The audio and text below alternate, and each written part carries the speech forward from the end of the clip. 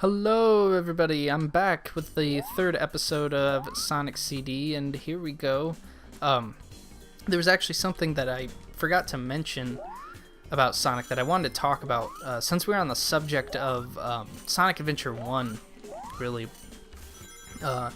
and 2, and how people kind of, like, don't really acknowledge those games anymore. They don't think they're very good, or whatever, you know. Oh, shit, that's the only... So, I feel like this is what happened with Sonic. Like, so you had the old games, obviously, and then you had, like, the Saturn ones, which were either, like, poorly to okay, had poor to okay reception. And then we had, you know, Adventure 1 and 2, which, when they came out, yes, had pretty good reception. First of all, they looked really good for the time, and they were just, I mean, I think they were just considered pretty, you know, top-notch games. I think there was, you know, of course, a line of people who were like, oh, no, it's not like the old games, it didn't translate that well.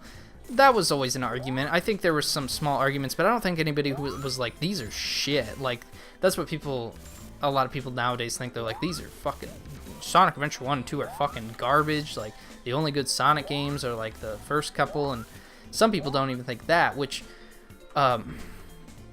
whoops. Ah, shit. I didn't think that would, I thought it would, like, move with me or something, but anyways, like, Sonic, there was, like, for example, Sonic got to the point where it's just like it's a great series to it's a respectable series to, like, it's an okay series to, like, it's fucking garbage. Like, there's people who just fucking hate Sonic. Oh, I see. And that's okay, but sometimes oh, God fucking, I mean, excuse me, damn it, alright, anyways, Sonic, oops, for example, like, we had that IGN video, sometime last year, I can't remember when, that really ticked off a lot of Sonic fans, and I can understand why. It's just that, like, if you don't know what I'm talking about, okay, let me focus here before I fuck this up again. Hang on. Why am I dying on that? Oh, it's that little, there's like a little wall that's sticking out there. I see. I apologize once again. Oh, let me just, you know what? Can I take this path? There. I'm pretty sure I don't have to do that again, right? Oh, maybe I do. Oh, no. Oh, yeah, I do. God damn it. Whatever. I'll get through it. But IGN made that video, right, where it was some kind of talk show on IGN, and they were all like, oh, they said Sonic wasn't ever good. That was, like, what people freaked out about. I know there was, like, Sonic YouTubers, like Sonic the Ghetto Hog, and they were saying things like,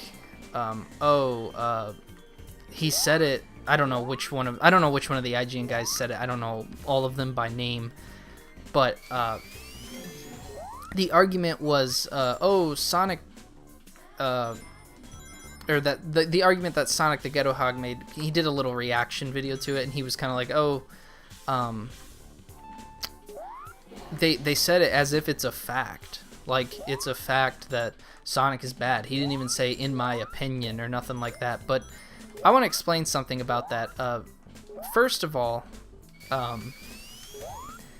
it's perfectly okay for them to say Sonic was never good and not say something like, in my opinion. And by the way, I love Sonic the Ghetto Hog. I watch his videos all the time, so I'm not trying to rip on him or anything. And he's not the only one who said that anyways. But it's perfectly okay, because in my opinion, if it's coming out of your mouth, it's your opinion, or it's a fact. But if you're stating something like how you feel about something, that is your opinion. Why would you have to say, in my opinion? I know it sounds a little bit more polite, but that doesn't change what they're trying to say. It just sounds more polite. It doesn't mean it actually is. It's all about context, the way you say something. I was always a firm believer in the George Carlin style of it's not what you say, it's how you say it that matters. So I will say about that video though that everything I understand why Sonic fans were outraged. However, I think everything in that video was perfectly okay for them to say. Their Sonic was never good, and there was the one dude who's like, well, Sonic 1 was good part way, but then it gets tedious later on. Like, I totally disagree with like 90% of the video, probably 100%. I don't think any of them defended it that hardcore. And the fact that the video was made because they were there to talk about the announcement of, at the time called Project Sonic 2017, which is now Sonic Forces, and the announcement of Sonic Mania, because this was after they had their little party and announced those games. That was stupid that they would just like be like, okay, so Sonic was never good. Like, I don't know if that show is like their own personal podcast or whatever, but that show is a representation of IGN, and I just don't think it made them look good to be like, oh, we have to talk about the news of this game.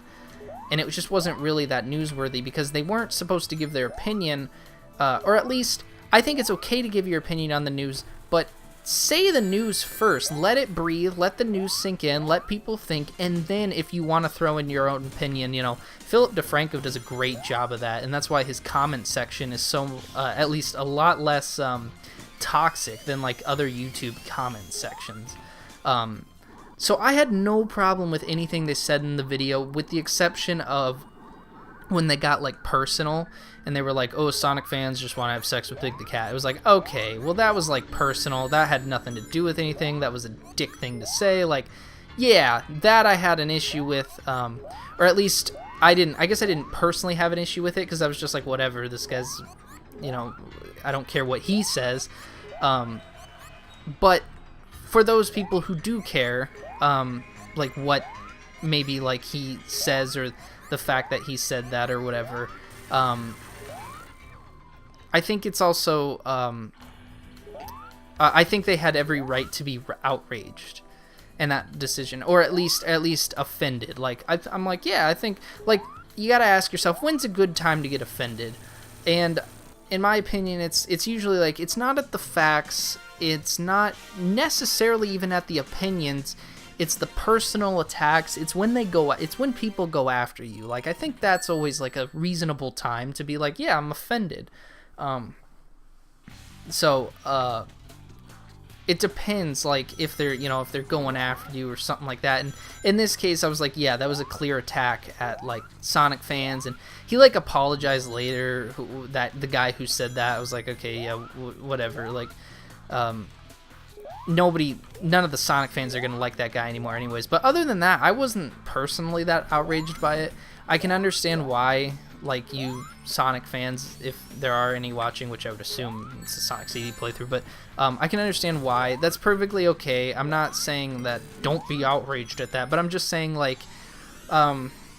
it's not necessarily like one of those things like, oh, let's go yell and scream at IGN, like maybe like the Big the Cat comment or something, but it's perfectly okay for like that guy to say Sonic was never good.